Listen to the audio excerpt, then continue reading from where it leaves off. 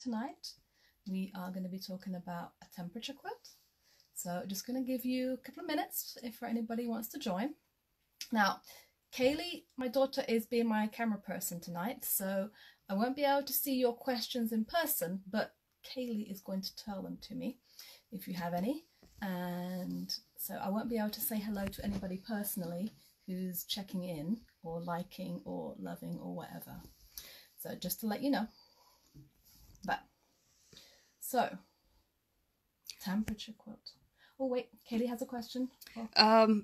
If you are watching, please tell me if this is skewed, because it did give me like, oh, you should probably oh, hello.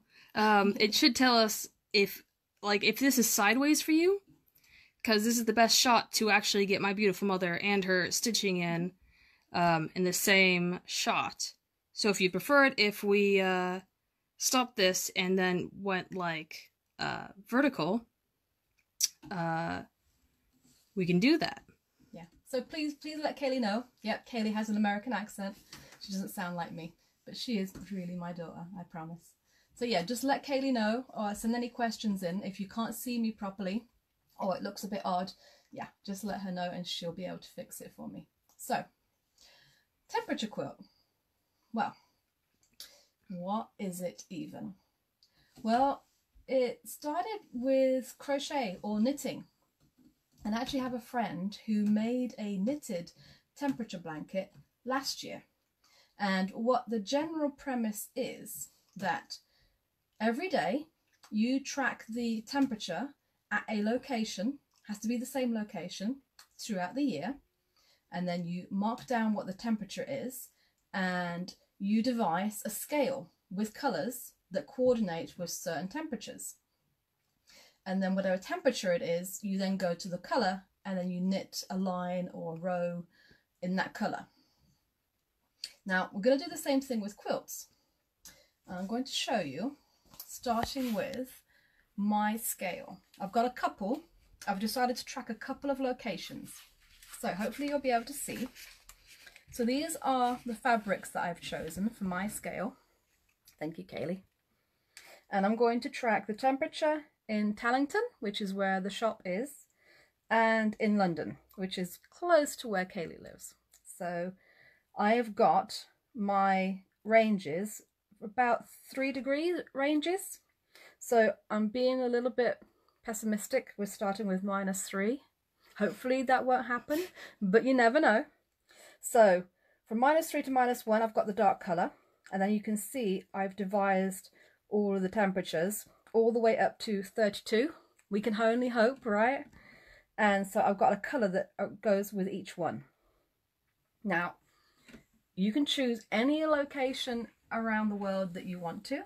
I've chosen these two, which are both in England, obviously. So I'm expecting that most of the colours in my quilt are going to be from around 6 to 8 degrees, which is this one right here, to probably 21 to 23, which is the orange ones, and the pink one here. So you might get a little bit more, but think about which fabrics you use and in which temperature range, because if I'm looking from about here to here, these are most of the colours that are going to be represented in my quilt, if we're honest. So that's the first thing to do. I've got my locations. Now, how you track the temperature. It's very important that you track it every day, because you can't easily go back to see what the temperature was yesterday. So what I use is the BBC weather app, which I find really useful. So if I tap on the BBC weather app, I've already searched for London, and I can see that today it's going to be a high of 9, low of 8. Oh, Kaylee has a question. I just want to say thank you to everyone watching. There's 6 of you so far. Yay! I see Kathleen McHale is watching. Hi, Kathleen. You guys tell us where you would be tracking your temperatures as well. Yeah. Oh yeah, that would be great to know. Because what is great about this, because you can pick temperatures anywhere around the world, so you can pick your hometown if you want to, or if you've got a family that live abroad, you can pick the location of where your family live abroad. Or you can just pick a place maybe you want to visit and track that place, or maybe you've been on holiday somewhere amazing and you want to track the temperature in that place. You can do it anywhere, basically. It would be also really cool if you picked a place where it gets really, really cold and really, really hot, because then you would get a really nice range of colours in your quilt, basically. I've chosen, because you get a high and a low temperature on the BBC Weather app, I've decided to only track the highs, because I want to be, you know, happy and not sad. So I'm going to go with a temperature of 9 for today. Kathleen's watching from Sheffield. Oh, hi. Oh, Sheffield. Kaylee almost went to university in Sheffield. We like Sheffield. Yeah, very nice town. Yes, so my book is actually a diary. So the reason for that is I've got all of my colours for my colour range in the front with my temperatures for reference. And then if I go to the first day, I've actually tracked the temperature for today in Tallington and in London, so I can mark it down every day. Ooh. Now, you don't have to make a block every day. If you can, great, but don't feel the pressure, oh my gosh, I gotta do my block today. So long as you track the temperature, you can save up all your days to maybe do it at the weekend, so you do all 7 blocks at the end of the weekend, or maybe you track for the whole month. So maybe if you go to a quilt group, you could do all your blocks at the quilt group, because you've already got your temperatures, you know which ones to do. Can I just say, hi Eileen from Barnsley. Oh, hi Eileen. And hi Barbara Freeman. Barbara! Hi Barbara! And Wendy Bromett. Hi Wendy. Sorry if I know I can see Dawn's little icon above, but it doesn't tell me that you're watching. So I'm just reading out the comments as they happen. Okay. But I do see you, Dawn. Hi, Dawn. So yes, so that's that. So that's the basic logistics of tracking your temperature and marking it down and keeping track, and also of your colours with your temperature range. Now, you can have more colours or less colours if you want to. So if you wanted to go from 0 to 5 degrees, for instance, and have that be one colour, so you'd have less of a colour range, that's absolutely fine. So your quilt, whatever you want, is perfect. Ooh. Now the colours that I've chosen, some of them I've chosen from my stash. So the ones at Tallington are actually ones that I already had. The ones that I'm tracking for London are all Dashwood Studio prints. These are really nice because we always have them in stock in the shop. There's a lovely colour range, and you're going to need probably more of the colours, like I said, within that narrow range where most of our temperatures will be. So to start off with, what I have done is I've collected 1/4 of a metre, so a long quarter or a fat quarter, it works either way, of each colour. But bear in mind, you may need to get more of your colours in the middle if you have more temperatures within that range. Can I just really quickly, while I take a breath? Yeah. Hi to Dawn, because I saw your comment. Hi. And hi to Diana. Hi, Diana. Hi, welcome. Thanks for watching. Okay. So those are the fabrics. Start off with 1/4 of a metre of each colour to start off with. Bear in mind, you may need to add more in that middle range. So when you're choosing your fabrics, either choose some that you've already got a little bit more of, or choose a fabric that you know you can buy more of later on if you need to. So something from an essentials range, something from a basic range that you know will always be in stock, something like that. Now for the background, I'm going to go white with the Dashwood Studio prints and grey with my stash prints. Now, which blocks are we going to do? Well, this is going to be Flying Geese, one of my favourites. So each day is going to be a Flying Geese unit block. Looks just like this. So this is the first day for Tallington. And if I haven't lost it, it's on the floor. Okay, bear with me. This always happens. I've done an Emma. Okay. This is going to be my Flying Geese unit. for London. Now, what it is a rectangle of your colour, which is 3.5 inches long and 2 inches wide. So that's 3.5 inches long by 2 inches wide. And then on top of that, you're going to need 2 squares of your background, which are 2 inches square all the way around. So 2 of those. And on the backs of them, I've actually used a friction pen for this. You're going to draw a diagonal line from corner to corner.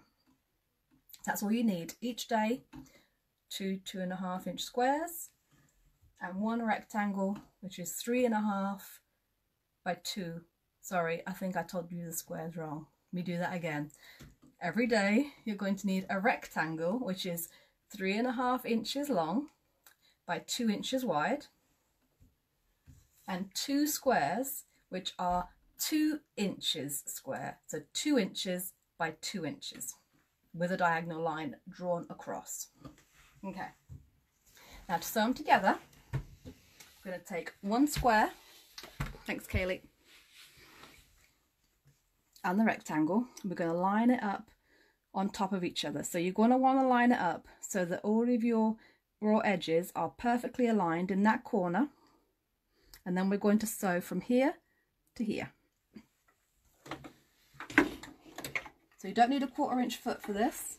Oh, our viewer count just jumped. It must be the excitement. Yay! Hi guys! So Kaylee is my camera person today, so if you hear an American voice, that's my daughter Kaylee. Oh, somebody left. Probably because you told them that I was American. Oh no. You should have said I was Canadian. Oh, we can say that too. Okay, that's our seam line. I'm just gonna snip off my. Ah! And I've lost my other flag. It's all right. It's a round. I'm just gonna trim off my edges. So I'm gonna cut a 1/4 inch seam allowance on this side. Make sure you cut the right side, the correct side, should I say? And then in reality you would press this out, but I'm going to finger press for demonstration purposes. And that is one side of your flying geese unit. And once that's done, don't forget, always press this out before you do the next bit. And we're just going to repeat that on the other side. So that's all squared up. Doesn't matter which end you start sewing from. Sorry. There we go. Just like that. Hold my tails.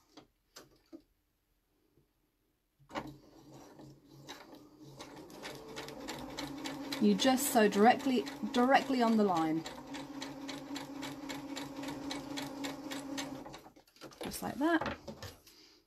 Trim that off. Trim my 1/4 inch seam allowance. You can guesstimate that, it doesn't have to be exact. Press it out. So that is my first block for London. There we go. And then you can put that next to the one you made earlier. Yep, that's the one I made earlier. Now, what you'll do as you collect them every day, you'll want to, and we're going to pretend that they're from the same one, you're going to sew your flying geese. You can sew them together like that, or you can have fun, you can have them facing each other, or go in all different ways. But you're going to sew today's date, then if we pretend this is tomorrow's date will go onto there, and there we go.